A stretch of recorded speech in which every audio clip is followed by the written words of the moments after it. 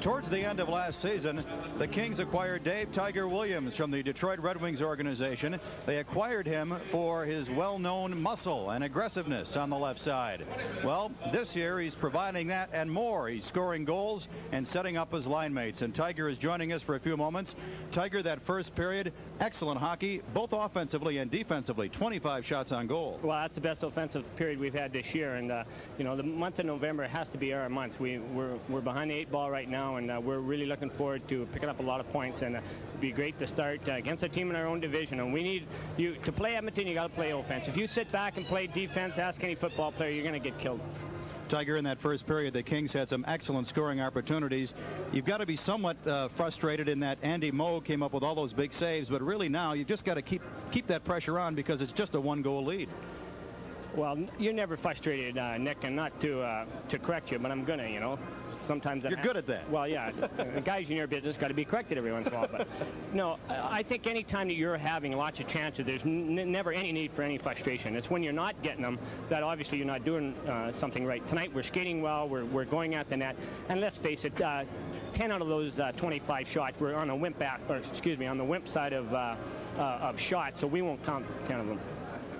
Tiger, let's talk about last year. Very disappointing for you. The Detroit Red Wings sent you to their farm club in Adirondack. The Kings picked you up. What was going through your mind when you went to Adirondack? Did you really think that your career was over in the National Hockey League? Hurry up. I got to correct you again, Nick. The best thing ever happened to me was getting sent to Adirondack, to be quite honest with you. In Detroit, they didn't practice, they didn't play, you know, and for me it was hard to get in game situation. And if a team would have picked me up, I had in my contract they couldn't send me to the minors, but I waived that so I could go down, get into game shape, you know, the timing, the fast speed, and then when a team was, we'd be able to make a deal, I was ready to play, and that's what happened, and it turned out to be the right thing to do. But no, nothing's ever over for me, Nick.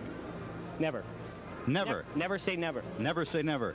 How do you like playing in L.A.? Is it all that you thought it would be? Everybody talks about the weather in Los Angeles. It's not conducive to getting ready for hockey games. What do you think? That's crap, Nick. You tell me when it's 40 below zero in Winnipeg, it's you know, I agree with you there. You're going to get ready for a hockey game.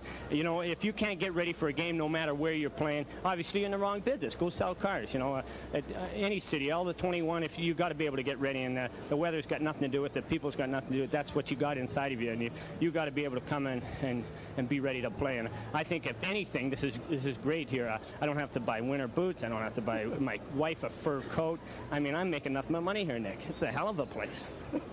David, your line mates, you've been playing a lot with Doug Smith.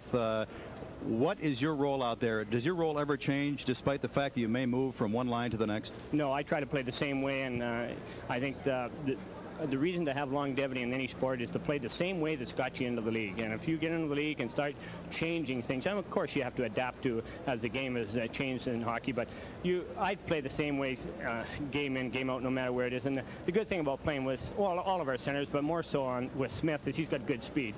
And one thing about a team is you have one great asset, and that's what you're supposed to go do. And it might be skating, it might be shooting, it might be hitting, whatever it may be, and play to your strengths. And that's one of the weaknesses we've had in the last month. We each individually, not enough of us has played to our strength. Tiger, towards the end of that road trip, the Kings showed signs of putting the offense together. Tonight they've picked that up. The attitude has to be, I would think, pretty positive, because now we start this long homestand. Well, I think 3 times you're out. I got to correct you again. We're always positive, Nick, and this is getting Nick night, you know? Like, that's why I had you on. I've always wanted to come on and get me. I know. That's why you're here. Anybody. You just happen to be in the wrong place at the wrong time. No, we're working hard. I think we could work harder. I'll tell you what's killing us, Nick. It's our power play and our penalty killing. They're just brutal. You know, you look at the percentage in the league, I think we're down around 20th in our power play and 17th in our penalty killing. In modern day hockey, if you want to have a good team and be successful in this league, your specialty teams have to be way above that. You know, we got to be in the top 6 or 7 in the league like we were last year, and that's why their improvement in LA was so good. But we really got to work, and we've spent extra time every day. We spend an extra half an hour, 45 minutes on those 2 areas, and you know, hopefully they'll come. We know Dion and Taylor are going to score. You know, that's going to come, but the rest of us, we got to get our specialty teams going and being hot. Got to be hot like you are on the air. Fire, you know. All right, Dave Tiger Williams has been our guest.